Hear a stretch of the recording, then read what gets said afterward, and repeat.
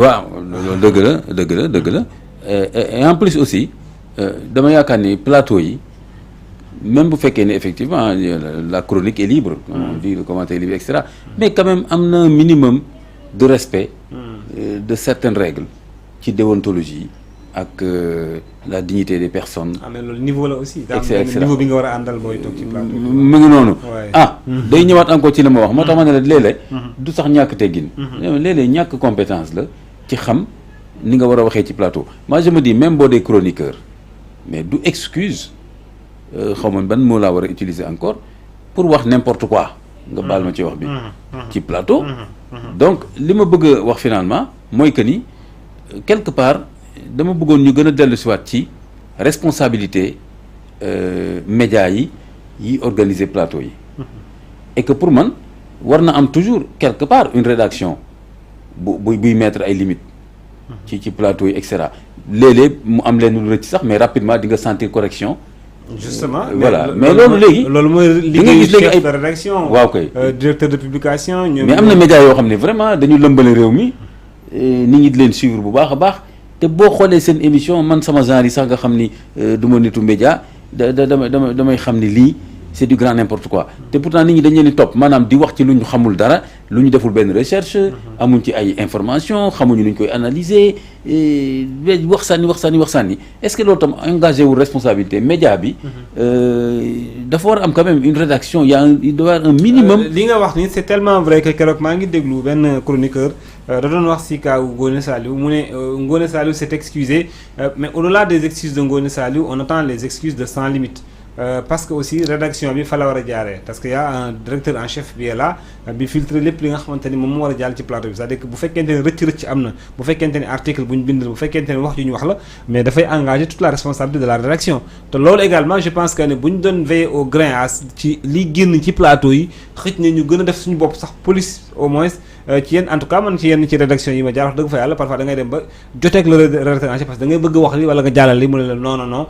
parce que il a des raisons am na yoo xamante ne également duñ si mën a egg. am na équilibre yu ñu war a respecter am na waxin et tout. il faut qu'on revienne à ça. sans que mu nekk un caractère coercitif. buy tere nit ñi ñu exprimer wu ba def autocensure ba kenn dootul xamante looy wax. mais justement loolu professionnel moo ko mën. moo tax loolu il doit y avoir quand même quelque part nu ñu ko tuddee chef de rédaction wala noo ko mën a tuddee ñoo xam ni quand même ñooy imprimer ay limites ak benn encadrement déontologique ci plateau yi donc loolu paresse ak yàkkamti ak dara mënul nekk excuse. parce que parole publique justement mi ngi nii ñu ngi nii di plainte te plainte yooyu ñi civilisé sax entre guillemets ñoo koy défend ñu def ay plainte am na yeneen nit yoo xam ni seen tànk deret ak seen état d'esprit ñoom mën nañ def leneen lu dul plainte. waaw da nga koy gis ci commentaire yi jarul plainte nañ ko kar. waaw voilà mu ngi noonu. kon je crois que justement loolu mooy responsabilité parole publique parce que justement ñi ngay waxal ñëpp bokkuñu niveau bokkuñu sago. am sago. et cetera. Donc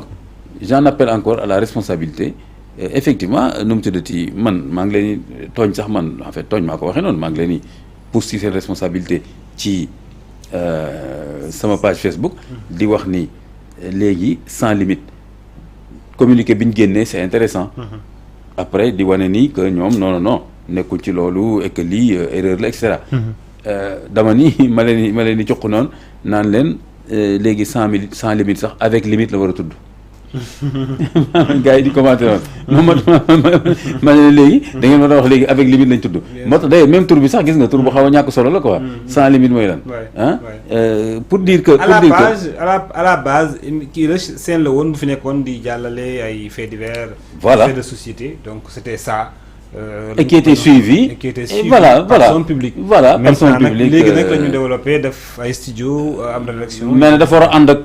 responsabilité nag vraie responsabilité adaptation waaw koy léegi nag mënuñu am ay studio léegi am benn équipe kii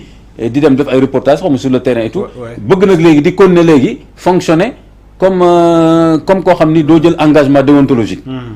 jël responsabilité que ni média nga yor non donc je pense que loolu la keroog bi nga ma interrogé fi ci Ngoné Saliou loolu la wax ma ne la ay excuses itam mi ngi bëgg quand même jéggi dayoo mënoo wax n'importe quoi je m'excuse ngeen baal ma et cetera ça montre comme ni ma la ko waxee soit doo professionnel soit yaa tay li ngay def ñaar yooyu benn baaxu ci et maa ngi wax ne Ngoné Saliou keroog dama ko fàtte mais dama ko naroon adressé benn benn conseil genre ne ko Ngoné Saliou su fekkee yi nga bëgg a def il faut libérer le plateau parce que kon doo nitu média dama defi leneen doo nitu média parce que nitu média du waxee nii du defee nii donc il faut faire attention ça wolof la même chose man mi bokk naa moom benn wala ñaar xaw ma ñaata plateau et cetera mais yu mel nii sa collègue chroniqueur wala journaliste bu defee dérive yu mel nii moo tax keroog ma rafetlu trop sa intervention bi sa taxawaay mooy appeler ko à la responsabilité mais bul sax jéem a jeter de lui dans le feu wala sax genre ay du moom rek ko fi mës a def et cetera loolu c'est irresponsable. day génne ay vidéos yu daté de 2021. pourquoi oui. pour justifier quoi pour justifier que kon Ngoné Saliou am na droit def dérive wala quoi donc mooy li ma la wax c'est-à-dire que non au contraire ce qui serait professionnel c'est au contraire un Saa Wolof devrait dire que ni sunu collègue bi juum na dérive yi du loolu lañ soxla ci plateau yi et cetera c'est plutôt ça qu'on attend mais il me semble que presque waxul dara ci ndaw si ay erreur am mais bëgg a génnee waxu keneen ci leneen genre sax day mel ni kon beneen wax a ngi nii pourtant waxu leen ci bii tam njaaxum la ba pare ngeen bëgg a accabler kii et cetera comme ni ma koy wax itam souvent du man rek bañ cee bokk moo gën et cetera voilà bien sûr donc je crois que daal bien sûr il faut qu'on revienne à de vrais plateaux et que vraiment tamit ñu jox ak xam liggéey bi aussi les chefs de rédaction et cetera ñu gën a veiller ci liggéey bi et que tey jii y a tellement de problèmes politiques il y a tellement d'enjeux culturels économiques sociétaux des enjeux de décentralisation tous les problèmes que nous avons